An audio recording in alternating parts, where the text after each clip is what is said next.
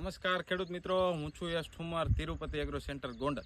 જે પણ ખેડૂત મિત્રોએ ચોમાસું મગફળીનું વાવેતર કર્યું છે તેને મૂંઝવતો એક જ પ્રશ્ન છે કે ભાઈ આપણા ખેતરની અંદર સફેદ ફૂગ આવી જશે તો, કાળી ફૂગ આવી જશે તો તેનાથી બચવા માટેથી આપણે શું કરી શકીએ.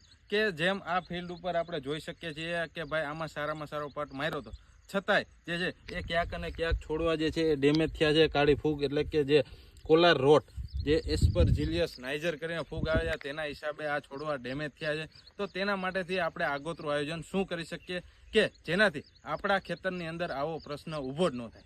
તો તેના માટેથી એજી ગોલ્ડ કરીને એક બેક્ટેરિયા આવે છે, તેને વીઘે 200 ગ્રામ લેખે આપવાના છે.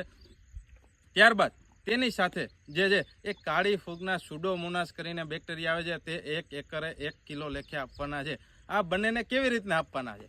તો દેશી ખાતર હોય, છાણિયું ખાતર હોય, છાણિયા ખાતરનો ગોળ હોય, તેમજ જે રેતી હોય, વેકરો હોય, ટાઈસ હોય, આ કોઈ પણ ખાતરની સાથે આને જે છે એ ભેળવી અને આપણા ખેતરની અંદર આવું ઠંડુ વાતાવરણ હોય, ટહટહીયો એટલે કે જે ધીમી ધારે વરસાદ આવતો હોય, તો ત્યારે જો આને નાખવામાં આવશે આપણા ખેતરની અંદર તો ખૂબ સારા પરિણામ જે છે કાળી ફૂગ, સફેદ ફૂગ તેમજ જે આપણી મગફળી ક્યાંક અને ક્યાંક પીળી પડતી છે તો તેની સામે પણ એજી ગોલ્ડનું રિઝલ્ટ જે છે એ તમને ચોક્કસપણે જોવા મળશે. આભાર.